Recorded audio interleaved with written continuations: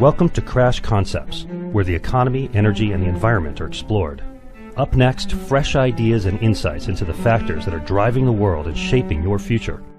Presenting information you can't afford to live without, here's Chris Martenson. Welcome, everybody, to this Peak Prosperity Podcast. It is April 30th, 2018. I am your host, Chris Martenson. In October 2008, financial markets were melting down, and it got so bad that I read in the Wall Street Journal that an executive of a large Wall Street bank on his way to an emergency 2 o'clock in the morning meeting stopped in the lobby of his own bank and took out as much cash as he could from the ATM because he was uncertain if any banks would even be open in the morning. Now, naturally, this executive would have flunked our Peak Prosperity Resilience Assessment because he should have had that money out and much more out of the banks months ahead of time, particularly given his position. But that anecdote illustrates just how bad things were. Hank Paulson went to Congress with a 3-page memo saying, basically, I need $750 billion right now, and if you don't give it to me, martial law may be next. It was scary times for sure. So the central banks, they rode to the rescue. They swooped in and poured trillions of dollars, or their foreign equivalents, into the financial system. It was an emergency. But something funny happened along the way. In a full 9 years after the emergency began, in 2017, the central banks were found to have printed up the largest amount of emergency money for any year of the emergency, including 2009. Now, when you stop and think about that, something really doesn't add up. It's a big deal, and it's super important to keep track of. I mean, way more important than Stormy Daniels. I mean, 4 orders of magnitude more important. Yet what the central banks are doing and who is benefiting and why are topics very rarely discussed in the mainstream media, which is why our guest today is such an important voice of our times. Nomi Prins, who I've had the pleasure of working with recently, has written a new book titled Collusion: How Central Bankers Rigged the World, which carefully examines what the central banks did, why, and who benefited. Now, before becoming a journalist, Nomi worked on Wall Street as a managing director at Goldman Sachs, ran the International Analytics Group as a senior managing director at Bear Stearns in London, and worked as a strategist at Lehman Brothers and analyst at the Chase Manhattan Bank. So she's an insider who stepped outside and started writing about all this. Nomi, welcome to the program. It's so good to be talking to you again. Thank you, Chris. It's great to be talking to you as well. And yes, it's more important than Stormy. Damn it. It's just not a little bit, but 4 orders of magnitude. I mean, it's 10,000 times more important. Nomi, I want our listeners to get to know you better. What led you out of banking and into writing and journalism? Once I got to Goldman Sachs after, as you mentioned, my bio across a number of other banks and the world, realized that it was just a place I couldn't continue to be. I mean, the way in which the banking industry had degraded to such an extent, the types of really bad loan books we were supposed to be looking at to rejigger into new kinds of securities to sell off to our other clients from clients who had the bad loans to begin with on their corporate books. There was a lot of problems that were about to befall the entire system, and I actually left right after 9/11. I was down on near Wall Street, well, near the area. I was in the Wall Street area, near the World Trade Center's area during the 9/11 attacks, and working at Goldman Sachs. And I just remember the sort of not just the chaos, obviously, that befell everyone that day and in the weeks to follow in New York City, and as the stories went out throughout the world, but just how Goldman Sachs dealt with it, which was basically to think of itself as this sort of country unto itself, where Hank Paulson, who later became the Treasury Secretary of the United States, but at the time was the CEO and chairman of Goldman Sachs, sent out a company-wide call to say, you know what, the men and women of Goldman Sachs have to get to our seats, and sort of it's our duty to our country and our institution to sort of follow through and be there. And it just all became too much. And so as a result, I left, and I wrote my first book, Other People's Money, The Corporate Mugging of America, and in it I detailed what was going on with the scandals at the time, Enron, WorldCom, those energy and telecom sectors, how the banks were really responsible for working with these institutions to hide and fake on a routine basis, and how they were just held unaccountable, and also how this little thing called credit derivatives, which was nascent at the time and in which I was very involved, was going to ultimately crucify the markets in some way and be at the center of a crisis, which they were in 2008. So you're paying attention. I mean, as many of us did when we were younger, you join an industry, you went to banking, I went into the pharma industry and you gather some experience. And after a time, if you pick your head up, you go, wait a minute. This is not what I thought I signed up for. Sounds like you had a case of the integrities came along, and you noticed that there was that the banking system, if it has any integrity, it's to its own profits, and that's really as far as it seems to go. For me as an outsider, I mean, is that an unfair thing? I've gotten a little jaded watching all of the malfeasance of the bankers, and it seems endless, and there's no accountability to put any end to it. Is that an unfair way to sort of look at it, that unchecked people with incentives will do exactly what you think they're going to do? We'll do what they did and continue to do it. The Fed, of course, is the regulator for that entire system, and that hasn't worked out so well. And when I was leaving, or very just before I left, one of the senior partners told me that, your clients are senior management. They're not the actual clients of the institution. So if you want to get ahead here at Goldman and make all those millions of dollars and become a partner and all of that, you kind of have to focus on the top of Goldman, not on the customers that we have, and so that's a truism, and that was pervasive, that culture, and Wall Street and greed are no strangers to each other. I mean, we all saw the Michael Douglas movie in 1987, or at least at some point we saw it, but the way in which that sort of veracity to rip off any way you could any kind of customer. And at Goldman, it was corporate customers, and in other institutions like Wells Fargo, it's just people, bank accounts with barely any money to their name to begin with, is just so pervasive, and it's become more and more pervasive because so much has been done, and these institutions have gotten away with it. Not only have they gotten away with it, they've been rewarded in epic ways for that malfeasance, for fraud, for felonies. Well, indeed. And so, Nomi, I want to turn now to your newest book, which kind of is like a trip up the Nile. We're at the headwaters. We're talking about central banks this time. Your newest book, Collusion. It takes us on a tour of 5 regions of the world, and each story begins in 2008. So let's start with the title, Collusion. The definition of which is, and I just pulled this off Google, so it must be true, collusion is secret or illegal cooperation or conspiracy, especially in order to cheat or deceive others, right? Secret or illegal cooperation or conspiracy to cheat or deceive others. Who was cheated or deceived in this tale, and who did that cheating and deceiving? So the relationship between the central banks, the major ones, for example, the Fed, the European Central Bank, Bank of Japan, the larger central banks in the world, and their private banks, was effectively and is effectively kept secret. The relationship they have with each other, some of it's secret, some of what they've done, you have to really dig into. What I did was dig into the documents that I could find and create a timeline. That's why each chapter in each region starts in 2008, and it works with Mexico, Brazil, Japan, China, and Europe, and juxtaposes that with what the Fed was doing at that time to sort of see how that collusive behavior wound up happening. And again, some of it's very public. So the secretness is in the relationships to the banks and where that money that was fabricated by these institutions actually went, and where, and why, and when is it, and if it's coming back. The cheat and deceiving part of that definition is also apparent. People have been cheated out of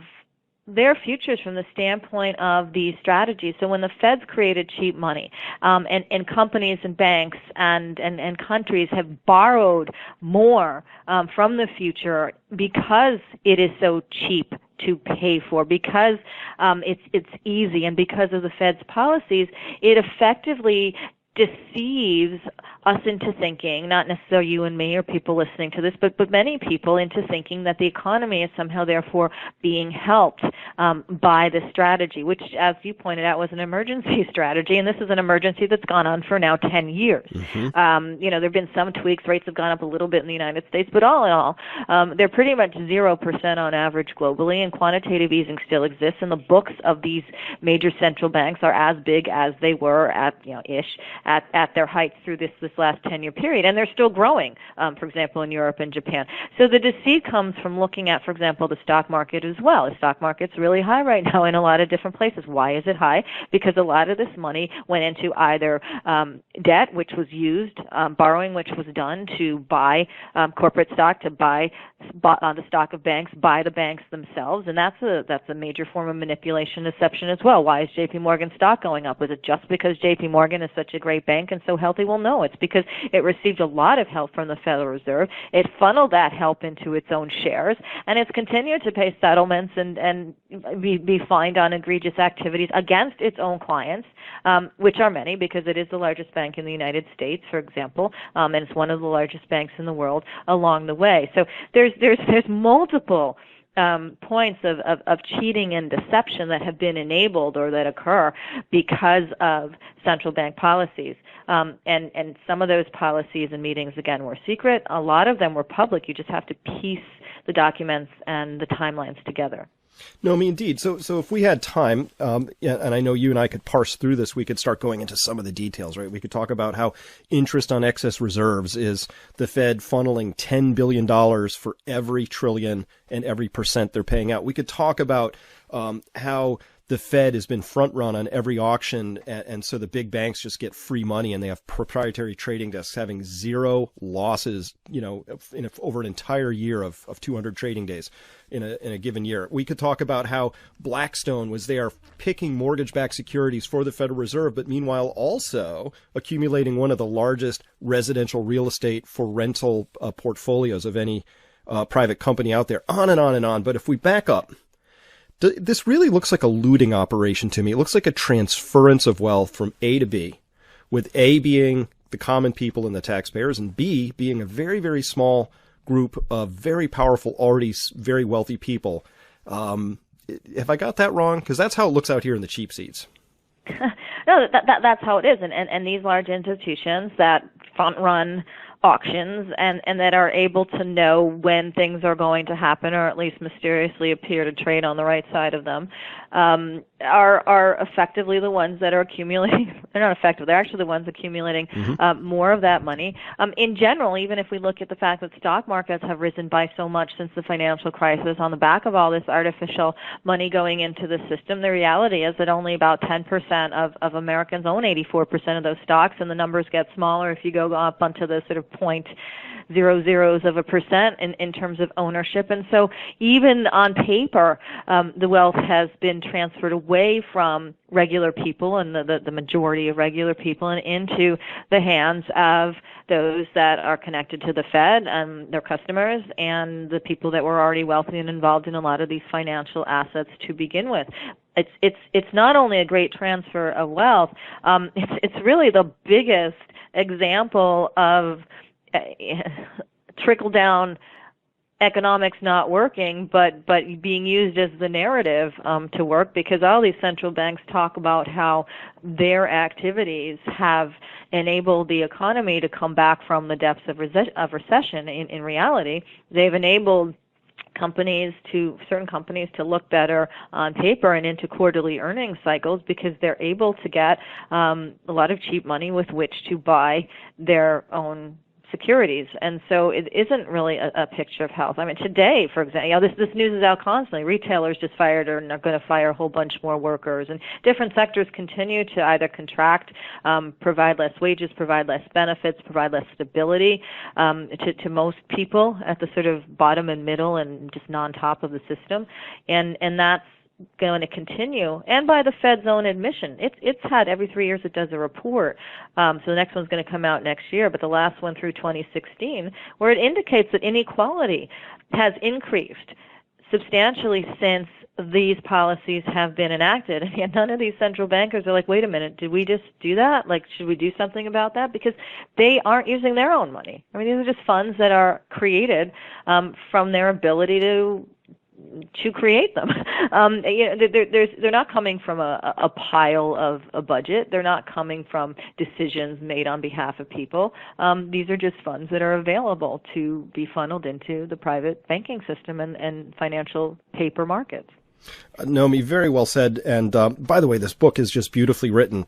And you have a quote in here on page 252. It's by Joseph Stiglitz, all the way back in August of 2015. Of course, I'm sure we could surface earlier time period quotes, but he says here, quantitative easing was yet another instance of failed trickle-down economics. By giving more to the rich, the Fed hoped that everyone would benefit. Now, that actually angers me to read that. And the reason is that integrity is really important to me. It means that your words, your actions, and your beliefs are all in alignment so that I can trust, what you're up to.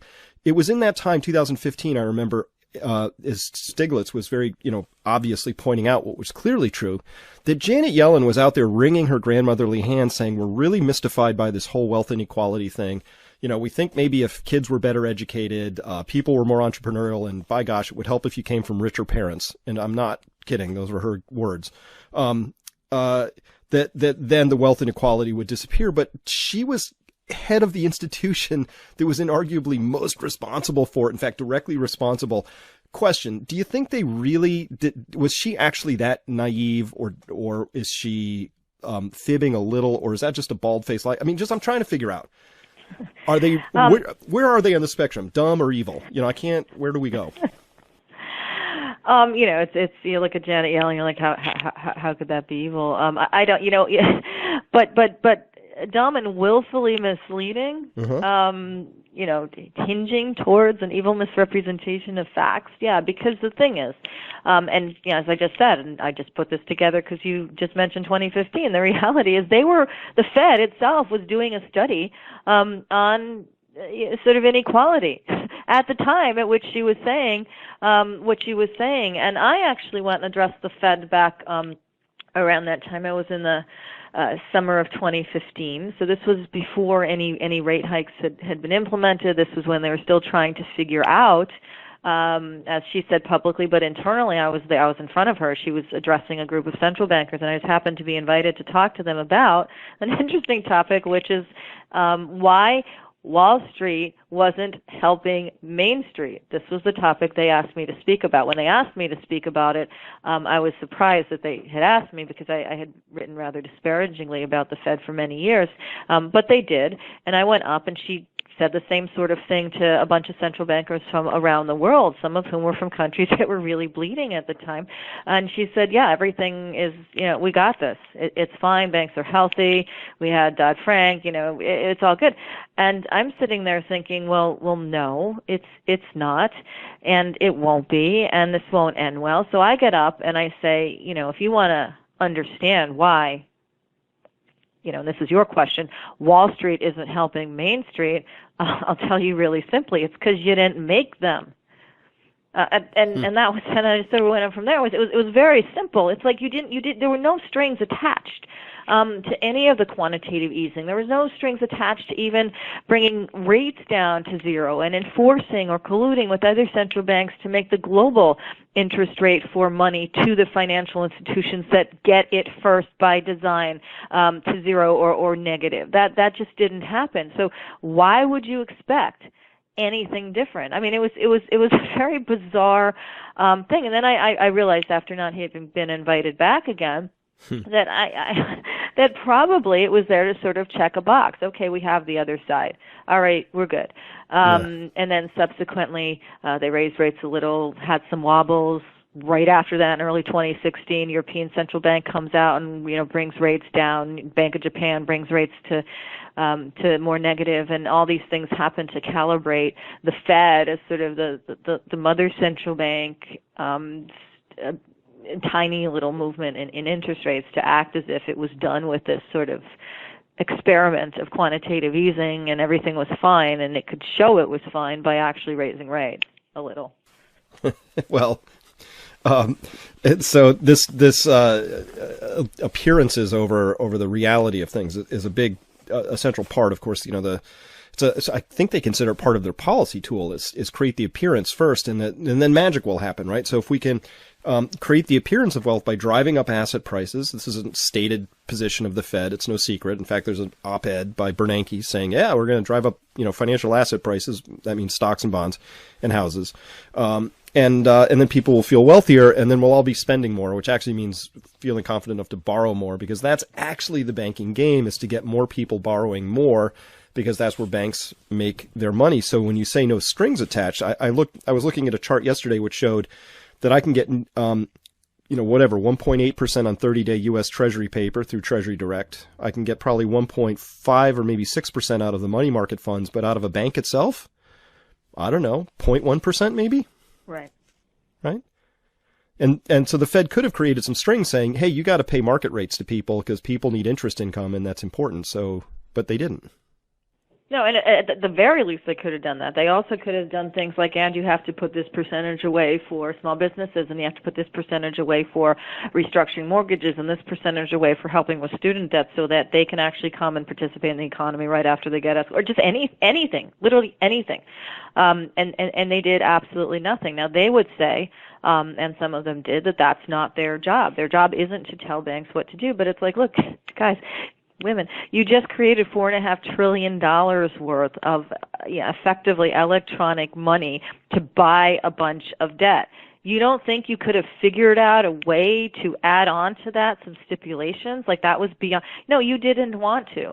And then publicly, you might occasionally ask the question as to why that wasn't happening, why Wall Street wasn't helping Main Street, or not even publicly, but in some manner that might get out. Yet you refused to, for 10 years, ask for anything in return. And during those 10 years, banks are committing new crimes. They're reaching settlements on old crimes. Multi-billions of dollars are going basically from the Fed to these banks to pay for their own fines for crimes they did beforehand and along the way that created the, quote, necessity for this entire quantitative easing period. But they just didn't. Nomi, I come from on my mother's side, long line of bankers. Great-great-grandfather started a bank. My grandfather himself is then president and CEO of Canandaigua National Bank, served under Paul Volcker for a period on the Fed, and learning about banking from my grandfather was a liability for me because it bears no resemblance to what's happening today. And my sense is, and correct me if I'm wrong, but something happened along the way, somewhere between when my grandfather in the 70s and 80s was in banking and today. Something really went off the rails, and it feels really like the Wild West, with the Fed really being the chief enabler.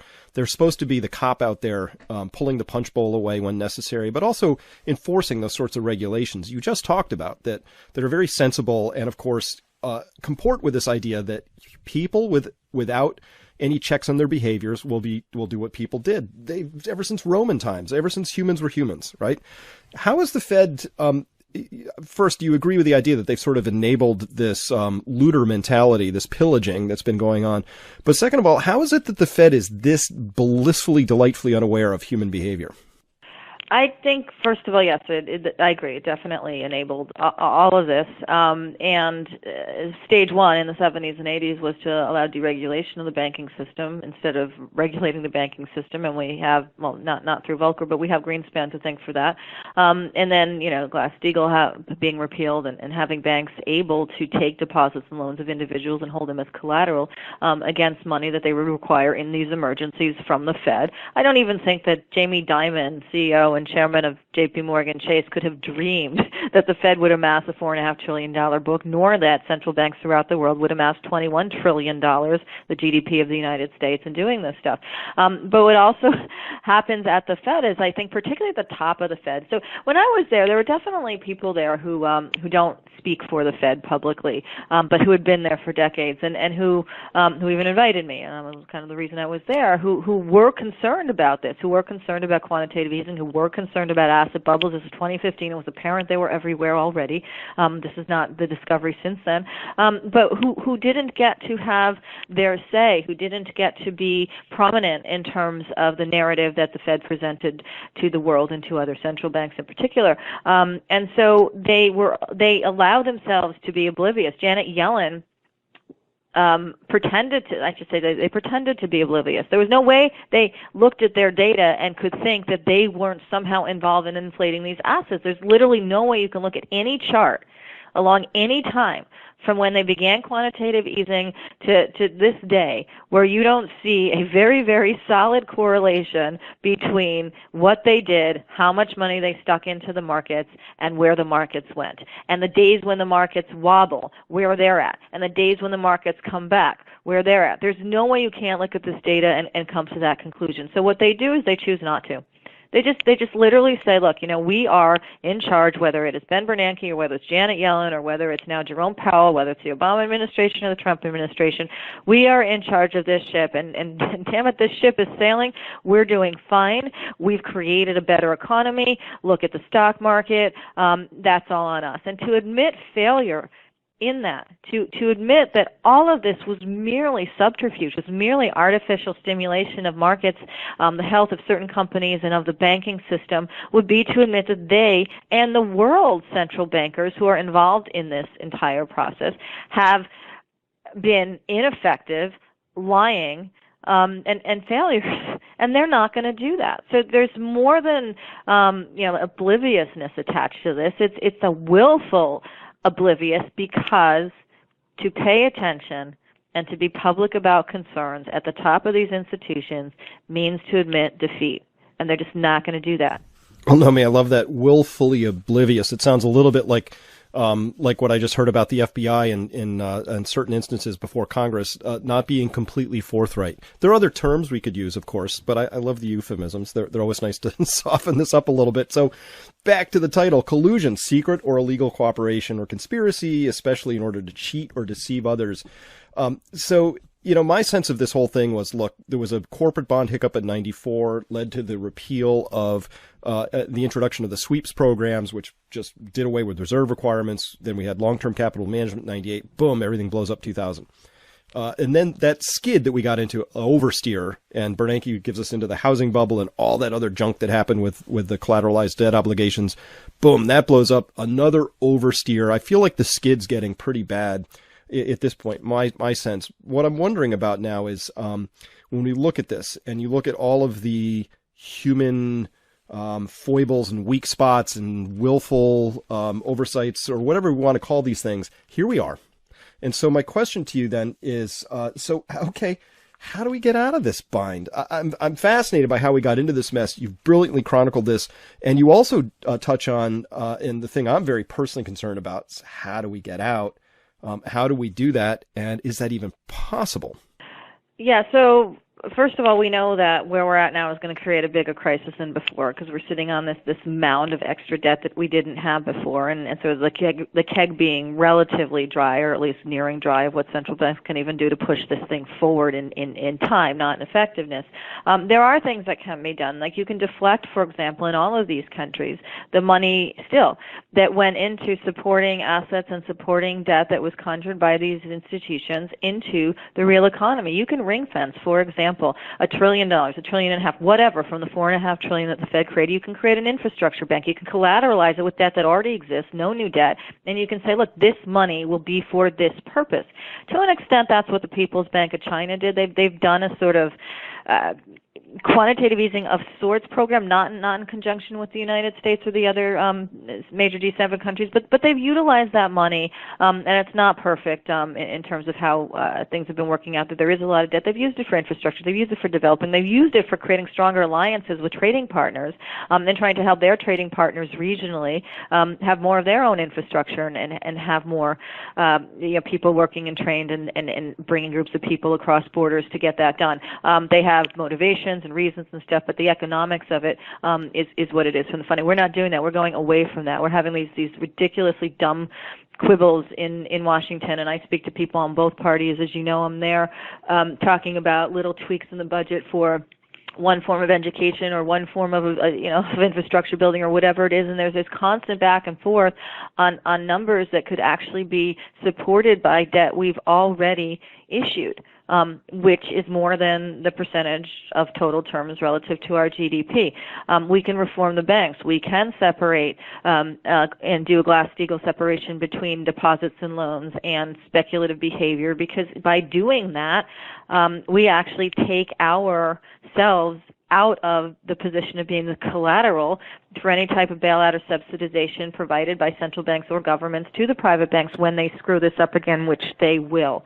So there's things we can do to protect ourselves. There's things individuals can do. I mean, you mentioned like taking cash out on a regular basis. I do that. I know you do that. There's hard assets and things you can use to actually secure one's personal economy, and those are things that can be done on the aggregate level. And I think at least then we can create a situation where a crash isn't quite as painful as it will otherwise be. Well, and I think particularly about very important sets of points in there. The way I've analyzed it, look, between the debts that you're mentioning, which are direct, and also the liabilities, which are or underfunded as indirect. When you put all those IOUs in a basket, the United States is running an 1,100% IOU to GDP statistic right now, according to Bridgewater Associates. So the only question that really needs to be resolved is who's going to eat the losses. And so I'm curious about a part you had in there which said, look, at least we don't want to be on the other side of the collateral chain when this thing blows up. Let me talk about Greece real quick, which they've lost seaports, airports, public utilities, including water, telephone, and electricity. They lost all of those things to privatization enforced by the European Troika. None of those were collateral for official Greek debt, yet they got basically seized in that process, sort of the confessions of an economic hitman model. Is that what we have to look forward to here, or is there any way that we can prevent being collateral in this story, really? Again, by staying out, but you're right. What happened with Greece, what's happening in Brazil, in countries that had been weakened economically by the financial crisis, and whose solutions from a governmental standpoint was, or an external standpoint with respect to Greece and the Troika, is to take more out of these countries because speculators wanted their cut of what they chose to put at risk to begin with in this entire system. So, and that continues to be a problem. I think, so the awareness of that, of trying to stay outside of that from an investment standpoint. Look, from a pension standpoint, if people have pensions or 401ks or whatever, and that's actually a very small percentage of people, if there is a crash, obviously those will shrink, and that's another reason to shift into assets that aren't connected to the sort of paper gains that subsidized approach to the financial system that the central banks have done indicates. So I think you insulate by really retracting out of the system. And also, and this has come up in a bunch of talks I've given with questions, there's also ways to not work with the bigger banks. There's ways to work with smaller community banks, local banks, banks that actually take deposits and utilize them to collateralize building or small businesses in various towns and cities and communities, which then provide jobs, which then provide demand for other things that support those businesses and so forth, and you create a sort of foundational economy. Now, we can do this depending on what people's livelihoods are and where they're located from the ground up as well. I mean, I'm not advocating that the politicians or people in governments really are necessarily going to get any of this. Because many of them live on a whole different echelon of the universe, but we can do things from the ground up. Well, unfortunately, in many cases, their salary depends on them not understanding it, to paraphrase Upton Sinclair. Always a problem with that. And of course, you're speaking my language, and to my audience in particular, we love this idea of taking control of what we can, knowing I can't control monetary policy, but I can certainly avoid storing my wealth in dollars that are, or currencies that are associated with that. Hard assets, building true wealth. And I think this is really the key thing. The one thing that the banks and the banking system and central banks in particular would love to collude on is for us to confuse debt with wealth. And Frederick Soddy wrote about this in the 1920s, brilliantly. Debt is not wealth. It's this fictitious construct. So, you also wrote that maybe what we need is a debt reset in collusion. I'm kind of wondering very quickly, what does that mean? How could that even work? Well, for example, in the case of Greece, there could be, as some of their, quote, bailout money becomes due after they've already been pillaged in terms of their assets on the ground that have been actually accumulating money into Greece, that you could just forgive that debt. And the reason for that is not to do anything more than providing the same help to the nations and countries and individuals at the bottom of this hierarchy of money trickling into the top, and just not even redistributing, just putting it into a different part of the economy and into different elements of citizens and nations.